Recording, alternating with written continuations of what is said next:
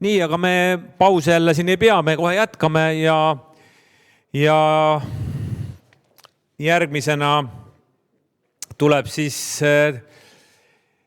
teie ette Heiti Mering, kes siis räägib teemal digitaliseerimine, kuidas teha osavamalt katkenud tarneahelad ja robotid tühjades tehastes, digilogistika ekspert ja Tallinna Tehnikakõrgkool. Nii et Heiti Mering, olge hea.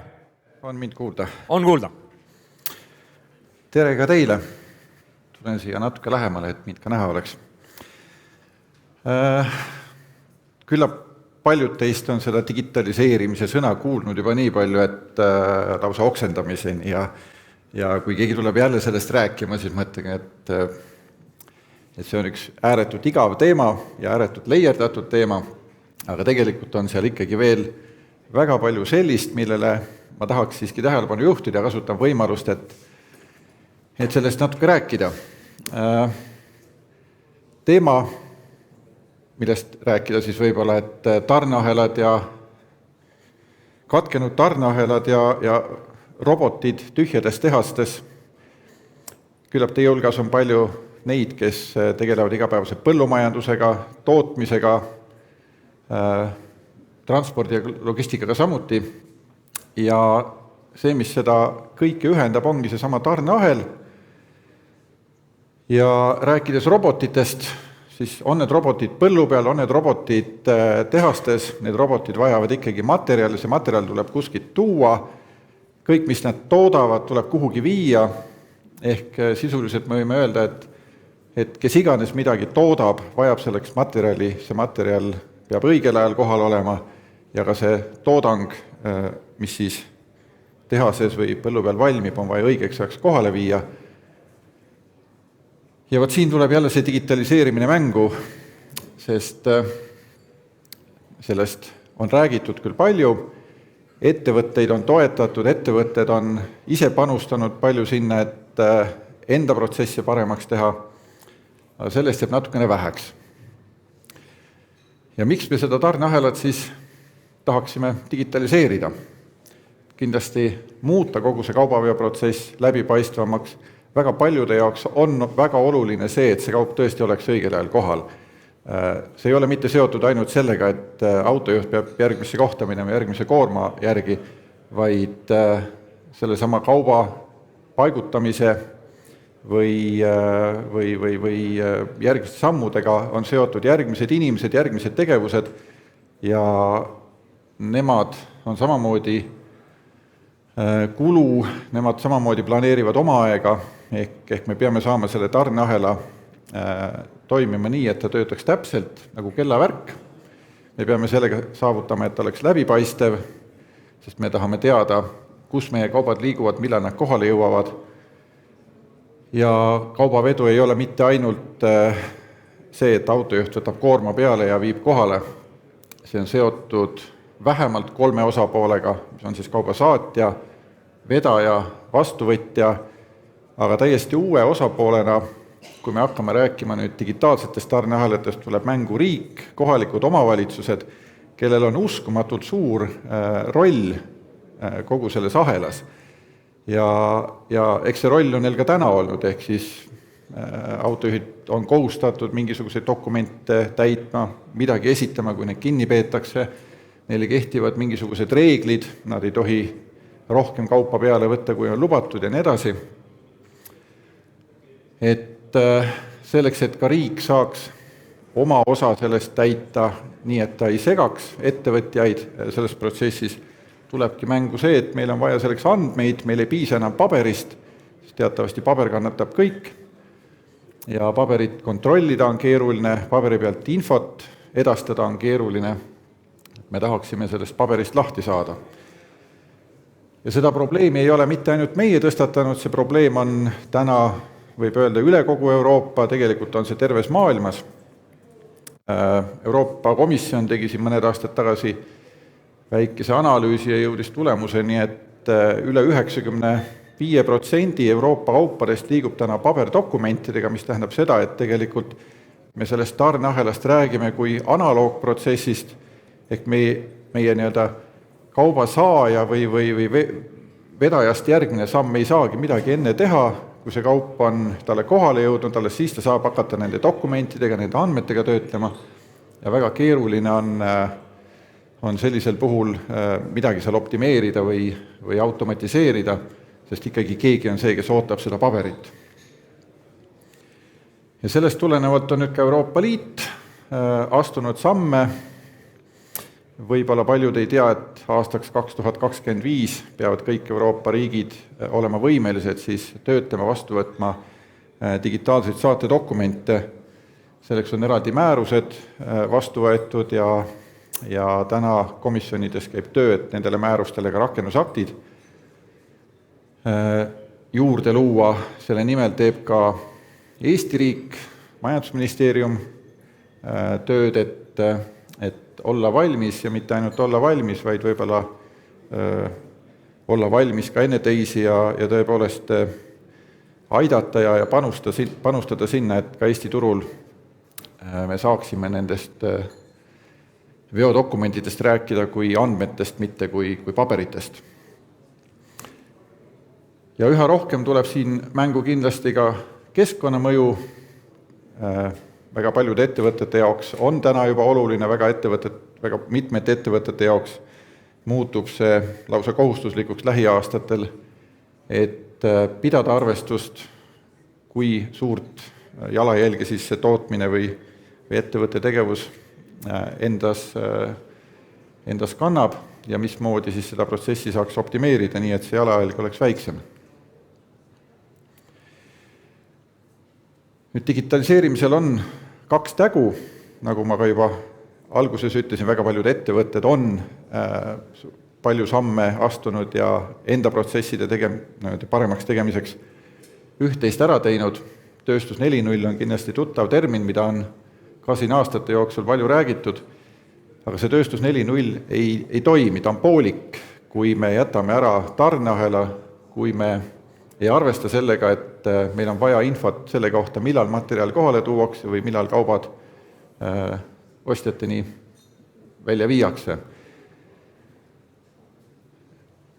Ehk me räägime sellest, et digitaliseerimine võib olla nii-öelda siseprotsesside digitaliseerimine, me automatiseerime mingisugused tegevused ettevõttes, mida saabki ettevõtte ise kontrollida, ise investeerida ja ise panustada, aga probleemid tavaliselt tekivad seal, mis siis jäävad ettevõtete käeulatusest välja, ehk tegelikult te võite ennast lõpmatuseni digitaliseerida, aga kui see autojuht ikkagi ei suuda teile neid andmeid edastada või see transpordiettevõte või ka tarnija, siis tegelikult olete te ikkagi ilma sellest informatsioonist, mis teie jaoks on äärmiselt oluline. Ja sellepärast me peame seda digitaliseerimist vaatama kui võrgustumist, ehk ma ei räägi ainult nüüd ettevõtete vahelisest, ma ei tea, andmete liidestamisest või integratsioonist. Ma räägin sellest, et kogu see andmestik peab võrgustuma, kõik need erinevad teenusepakkujad, kes täna võib-olla konkureerivad turul, tuleb saada siis ühte jalga käima. Väga palju on viimasel ajal räägitud ka andmestandarditest, mida jällegi IT-sektor väga palju ei ole arvesse võtnud, ehk iga arendaja loob süsteeme täpselt oma näo järgi, aga tegelikult selleks, et me saaksime protsessid efektiivselt tööle, on meil vaja kokkuleppeid, on meil vaja standardeid, mida jälgida ja sellisel juhul me suudame toota neid andmeid nii, et need andmed oleksid kõigi jaoks kasutatavad. Räägitakse küll, et andmed on nagu uus nafta või uus kuld, et andmetel on suur väärtus ja see väärtus eelkõige seisneb just nimelt selles, et me nende andmete pealt midagi paremini, midagi efektiivsemalt teeme. Mitte me ei hoia neid kinni, mitte me ei kogu neid enda kätte ja ei ütle, et me neid välja ei anna. Mis siis seni on seda tarneahela digitaliseerimist edasi viinud? Tavaliselt on nii, et see, kes maksab, see tellib muusika ja transpordisektor, kes siiamaani on olnudki selline natukene peksupoisi rollis, ehk on pidanud täitma seda, mida siis tellija tahab, selleks, et oma teenust osutada. Nemad siis lepivad sellega, et kui kui tellija nõuab, et tuleb kasutada digitaalseid saatedokumente, siis nad lepivad sellega, nad kasutavad seda. Kui on mingi muu lahendus, kasutavad muud lahendust.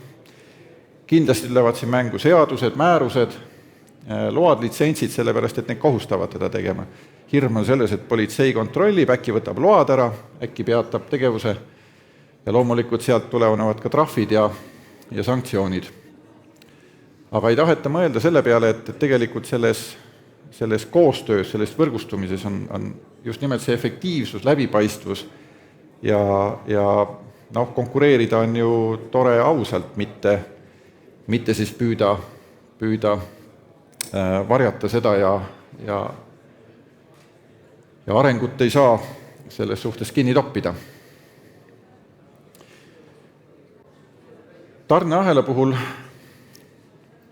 me räägime kaupade transpordist punktist A punkti B, siis on üks selline keskne dokument, mis ongi see õnnetu veokiri, mida väga tihti ei väärtusta ei veoettevõtted, ei väärtusta autojuhid, ei väärtusta ka need, kellele see kaup kohale tuuakse, ehk ta on mingisugune dokument, mida nagu polekski otseselt kellelegi vaja.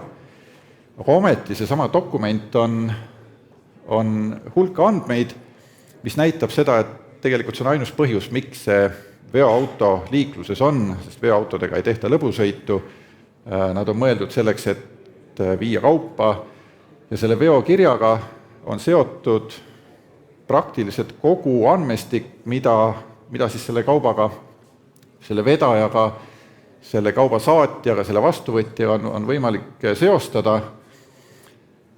Ja see veokiri ongi see alus, mida on vaja digitaliseerida selleks, et minna sealt edasi, sest kui me seda ei tee, siis meil ongi tükk andmeid siin, tükk andmeid seal, täna väga paljud autod, ütleme suurem osa autodest on varustatud GPS-trackeritega, ehk me küll teame, kus see auto asub, aga miks ta seal on, mida ta veab, mis selle juhi peas toimub, me tegelikult ei tea. Ja siit tuleb siis kogu see reeglistik, mis seda tarneahelat hakkab juhtima ja see omakorda juhib siis ka seda tööstust, kaubandust ja kõiki muid sektoreid. Meil on ka kogemusi, millest oleks hea õppida. Et ma ei tea, kui paljud teist on kuulnud, et eelmise aasta lõpus pandi kinni selline teenus nagu Elvis, mis oli üle 10 aasta Eestis olnud, väga edukalt arenenud e-veoselehe lahendus, praktiliselt tiba alla 100% metsavedudest sellega tehti, kõigi jaoks oli ta lihtne, eks seal olid ka omad puudused ja võib-olla tema suurim puudus oli see, et ta oli lihtsalt vanaks saanud, et teda oli juba keeruline arendada ja temaga tuli midagi ette võtta, aga arendati siis aastate jooksul aseaine, mis päriselt seda asja ei katnud, kus ei olnud kasutajaliidest ja väga lühikese tähtaja jooksul lülitati vana süsteem välja, uus ei olnud valmis ja see segadus kestab meil tänaseni. Ma ise julgeks arvata, et see on iseseisva Eesti kõige suurem digikäkk, mis aastate jooksul on tehtud. Ja selle asemel on täna nüüd 4 lahendust, mis ka päriselt ei kata seda ja väga paljud ettevõtted läksidki tagasi paberdokumentidele, sellepärast et nad ei saanud lihtsalt midagi muud teha. Teine selline võib-olla õpetlik analoog on meil siis rahvusvaheliste vedude jaoks arendatud Mobikarnee, mida ka mitu aastat arendati, kuhu tükk raha pandi hakkama, mis tegelikult ei jõudnudki turule, sellepärast et ta oli natukene liiga jäik, natuke liiga täiuslik, turg ei olnud valmis ja ei olnud ka selle ahela teist otsa, kellega seda infot jagada. Ehk jällegi on need lahendused, millest võib-olla võiks midagi õppida. Nüüd, kuna ma ise olen ka Veibilleriga seotud, mis on siis ka digitaalne veoselehe teenus, siis ma põgusalt räägin sellest. Tegemist on siis 3. hooaega turul oleva tootega, mida siis üsna edukalt on puistekaupade veol kasutatud nii põllumajanduses, tee-ehituses. Ja nende kogemuste pealt julgen öelda, et siin nimekirjas mõned ettevõtted, kes on välja toodud, siin näiteks Kevili aastas circa 10 000 veoselehte Eesti Killustik, kes on nüüd kõikide oma karjääridega läinud veebilleri peale, ehk siis sealt enam paberit ei saa, te saategi digitaalse saatedokumendi, 65 000 lehte, Kunda Nordic 26 000 lehte, Taital transpordiettevõttena 14 000 lehte, PK Oliver samuti transpordiettevõte 14 000 lehte ja Nordecon ehitusettevõttena 13 000 lehte. Kui te nüüd mõtlete, et iga leht on circa 3 paberdokumenti, siis tegelikult me oleme päris palju juba metsa kokku hoidnud, mida ei ole vaja võib-olla raiuda ja see on ainult üksikute klientide pealt ainult Eestis. Et arvestades, et Eestis on circa 3,5 miljonit veodokumenti tehakse aastas, üldjuhul need on veel 3 eksemplaris vaja välja trükkida, siis see number on päris suur. Ja loomulikult veebiller ei ole eraldiseisev, ta on teenus, mida saab eraldiseisvalt kasutada, aga temaga oluline väärtus on see, et ta on liidestatud väga paljude kaaludega, koplaaduritega, ehk see andmestik, mida seal siis kasutatakse, on juba kellegi poolt kontrollitud ja seda saab usaldada. Euroopa probleemidest ma natukene juba rääkisin, ehk ühelt poolt on probleem selles, et on väga palju pabereid, info on paberdokumentide peal, siis teine pool sellest probleemist on see, et ka neid digilahendusi on väga palju. Ehk kui igaüks teeb oma digilahenduse, mis omavahel kokku ei lähe, siis me sellest probleemist ikkagi ei ole üle saanud. Ja me peame paberit tootma selleks, et ühest süsteemist andmeid teise viia. Ja sellepärast ongi siis mindud seda andmete standardiseerimise ja standardite väljamõtlemise ja reguleerimise teed, et siis kehtestada ühiselt tingimused, millele need saatelehed peavad vastama, millist infot on vaja jagada ja mis on siis nii-öelda see avalik osa sellest infost, mida ka politsei või toll või piirivalve, kes iganes seda veokit peab kontrollima, et ka tema saab oma tööd teha nii, et ta ei pea tingimata seda autot kinni pidama, ta näeb, et sellega on kõik korras ja võib lasta edasi sõita või vastupidi. See auto peaks võib-olla paberite järgi või andmete järgi olema hoopis kuskil mujal, tekib küsimus, miks ta on siin ja ongi põhjust teda kinni pidada. Nagu ma ütlesin, 2025. aastaks on Euroopa kehtestanud tingimused, et kõik riigid peavad olema valmis vastu võtma digitaalseid dokumente ja Eesti on teel sinna. Märtsi keskel võeti vastu terve hulk seaduse muudatusi autoveoseaduse, liiklusseaduse, võlaõigusseaduse koha pealt, mis ühelt poolt tulenesid küll sellest mobiilsuspaketist, aga teiselt poolt siis ka nende samade digitaalsete veodokumentide kasutamiseks ja ühe sellise erandina, mis seal sees on see, et elektroonilistel veose dokumentil peab täna nüüd olema alates 1. aprillist autojuhi isikukood, mis on selles mõttes erinev, et kui siiamaani seadused, määrused kehtisid eelkõige just nimelt dokumentidele, autojuhid, autod, need olid nagu eraldi, siis nüüd selle seaduse paketiga on need 2 asja kokku pandud ja märtsi keskel võeti seadus vastu, 1. aprillist kehtib, nii et täna on see juba jõustunud. Ja võib-olla kokkuvõtteks, nagu ma ütlesin, paber kannatab kõike, tänane tarneahel töötab endiselt nii, nagu ta ka 5000 aastat, nii nagu püramiide ehitati, võeti kuskilt materjal, viidi kohale, meil tänaseks tegelikult ei ole mitte midagi muutunud, endiselt toodame paberi, kui me tehasest midagi välja saadame, ja enne keegi suurt midagi teha ei saa, kui see paber on koos selle saadetisega kohale jõudnud. Veel üks märkus, et digitaalne veokiri lubab siis tegelikult vedada kuni 52 tonni, mis teatud kaupade puhul on üsna oluline, et koormata siis autosid normaalselt ja see motivatsioon ongi just seal, et suunata siis ettevõtteid nagu järjest rohkem kasutama elektroonilisi veodokumente. Kindlasti suur väljakutse ongi autojuhtidega töö, autojuhtide koolitus, sest ega täna ükski kool ei ole valmis veel või ei ole oma õppekavades selle peale tähelepanu pöörata, et ka autojuhid peaksid olema võimelised siis hakkama saama nutitelefoniga, nutiseadmetega, tahvlitega ja see on päris tõsine takistus täna. Ja võib-olla lõpetuseks veel üks kogemus, mida siis, või mis väga hästi on toiminud ka Eestis, tänu millele võib öelda, et see e-veoseleht on arenenud sinna, kus ta täna on just nimelt riigihanked, kohalikud omavalitsused, kes siis tahaksid samamoodi teada, kus need kaubad liiguvad. Ehk kui Transpordiamet on tee-ehitushangetes juba teist aastat pannud selle kohustusena sisse, ehk tee-ehitusettevõtted peavad seda täitma, nemad omakorda küsivad seda siis vedajatelt ja kõik osapooled on sellega kursis, kõik näevad, et veod ei ole ülekaalus. Siis täpselt samamoodi tegelikult on see andmestik, mis võiks olla huvitav ka kohalikele omavalitsustele, sest tihtipeale need koormad liiguvad just nimelt karjäärist objektile kohalike omavalitsuste teedel. Aga kohalikud omavalitsused ei ole veel täna ärganud selles suhtes. Nii et minu aeg vist on otsas, võin vastata küsimustele, kui on, ja loodame, et siis peagi saame selle tarneahela päriselt paberivabaks. Millal see juhtub? No tahaks loota, et homme. Aga reaalsus on? Reaalsus on, et ma arvan, et see 2025 ikkagi, ta areneb sinna üsna kiiresti ja küllap siin see aasta tuleb riik oma toetustega appi, et seda protsessi natuke kiirendada.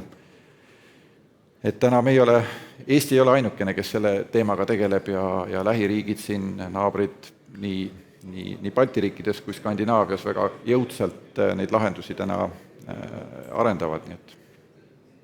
Nii, kas on küsimusi veel?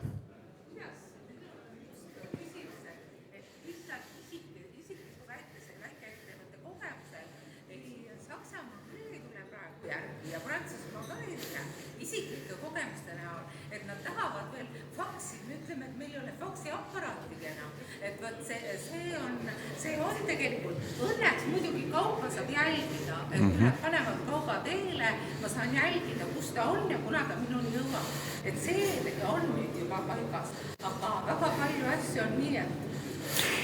Jah, tegelikult ka Saksamaa ja Prantsusmaa on nendes töögruppides sees ja ka nemad kehtestavad oma uusi seaduseid, määruseid, reegleid ja Euroopa Liit tuleb sel sügisel uue määruse paketiga välja ja need täienevad veel kuni aastani 2023-2024, ehk siis ega nad ei pääse. Aga see on nii huvitav, et nad teavad, et need seadused on, aga meie teeme ikka veel nii. Meie Eestis oleme arginud, et meil on kõik digitaalne, aga nemad on ikka üsnagi, kes on vanad konservatiivsed firmad, nad ei jõua jäänud. See väga tihti ongi ettevõtete tasemel, ehk kui ettevõte ei ole sellega kaasa läinud, ettevõte ei ole valmis seda investeeringut tegema, et minna sellega edasi, siis jah, on ettevõtted kindlasti, kes veel kasutavad faksi ja nende jaoks on see nagu töövahend. Suur aitäh, igatahes Heiti Merik!